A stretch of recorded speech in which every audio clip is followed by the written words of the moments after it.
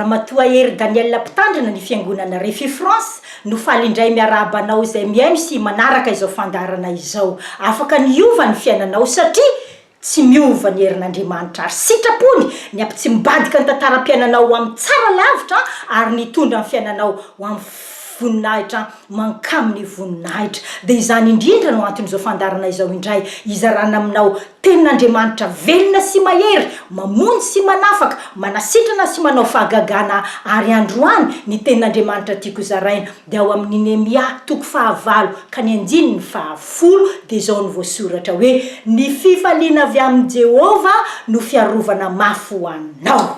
Raisoanao izany androany mety nandiso fanantenananao ngamba ny zava-misy ny zava-mitranga tsy arak'izay neverinao sy ny eritreretinao sy ny saintsainao ny fisehony zavatra sy ny zava-misy ka mety mahatonga anao ankehitriny ao anatin'ny tena hoe fahadisom-panantenana na ao anatin'ny fahaketrana sy ny fahakiviana. Mety tena eo andalam-pametraha-panontaniana ngamba ianao amin'izao fotoana izao hoe amin'ny fomba ahoana indray ary ny ovan'ny fandehan-javatra ary iova manao ahoana sy raha oviana koa. Mety tena mahatsiaro ianao amin'izao fotoana izao hoe ketraka sy kivy ary reraka ary tena ny adidy aman'andraikitra koa nefa tsy maintsy sahanina sy tanterahana mba hizoran'ny fiainana hatrany ary mba hapety hatrany ny fiainana araka ny tokony ho izy. Natao anao indrindra zao tenin'Andriamanitra izao hoe fifaliana avy amin'ny Jehovah no fiarovana mafy ho anao.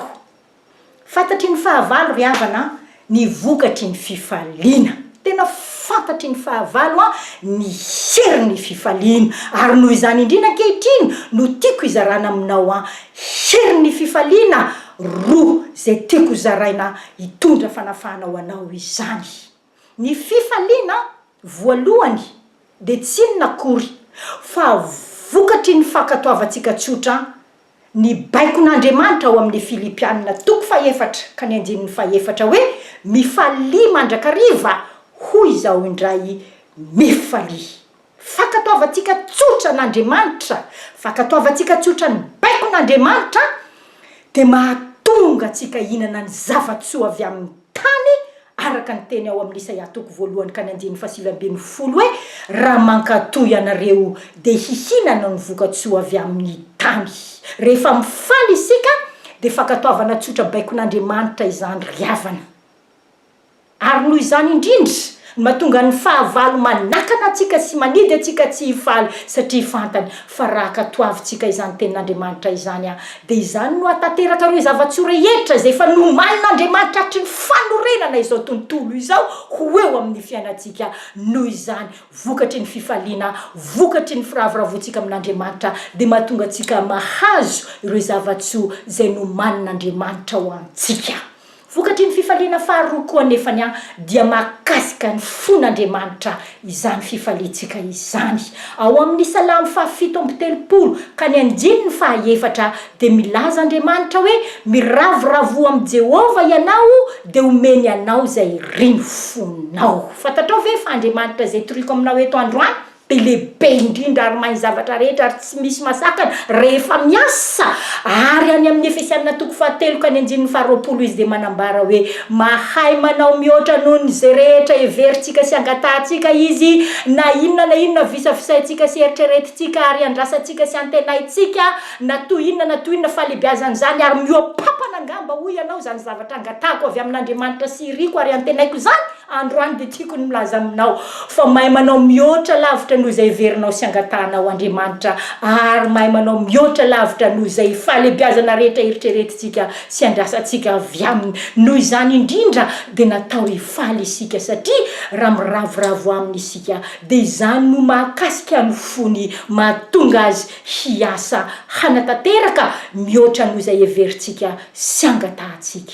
Noho izany indrindra ry havana dia mandroaka ao ankehitriny fanaratsy dia hivoly sy ny asany rehetra zay nanarina anao, ny salobina anao, nahatonga anao tsy afa-mifaly, nahatonga anao tena nidiny tao anatin'ny tsy fifaliana roako amin'ny anaran'i Jesosy izany ary endako sy ongotako daholo koa ankehitriny salobina rehetra nataon'ny fahavalo anidinanao tao anatin'ny tsy fahafahana mifaly ongotako izany ankehitriny amin'ny anaran'i Jesosy Kristy ary tononiko amin'izao fotoana izao ny fiverenan'ny fifaliana indray ao am-ponao. Ny fifaliana dia vokatry ny fanahy ao amin'ny Galatiana 5 ka ny 2:20 dia hoy ny voasoratra hoe fa ny vokatry ny fanahy kosa dia fifaliana. Noho izany tononoko androany ny fiverenan'ny fifalianao, ny fahatongavan'ny fifaliana mameno ny fonao ary ny fahafahanao mifaly satria sitrapon'Andriamanitra izany ary avy amin'ny fanahy masina izany.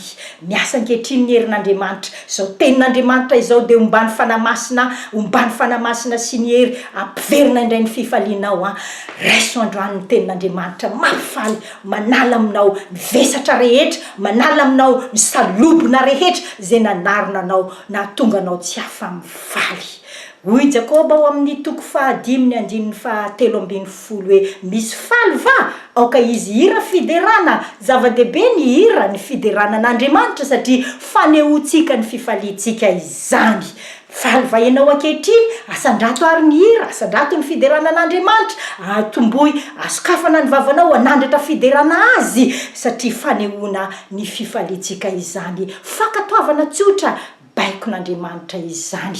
Miarah mifaly amin'ny Habakoka tahaka an'izay voasoratra amin'ny Habakoka 4 ka ny 7 manao hoe na dia tsy mamotsina aza ny aviavy ary na dia tsy misy voany aza ny voaloboka, na dia mahadiso fanantenana aza ny oliva ary na dia tsy mahavokatra hoanina aza ny saha, na dia maty aza ny ondry ao ambala ary tsy misy omby ao ampahatra, dia hifaly amin'ny Jehovah ihany aho ary ravoravo amin'Andriamanitsika.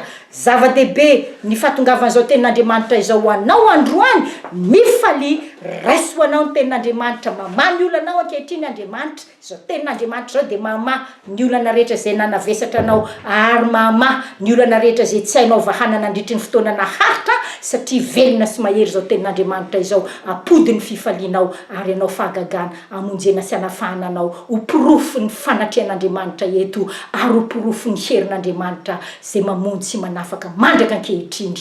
Miara mifaly aminao ho tahinane ianao, ho tateraka eo aminao ny fifaliana feno, ameny ny fonao ny fifaliany lanitra, mahereza indrindra akatoavy sy avereno enona ity tenin'Andriamanitra ity.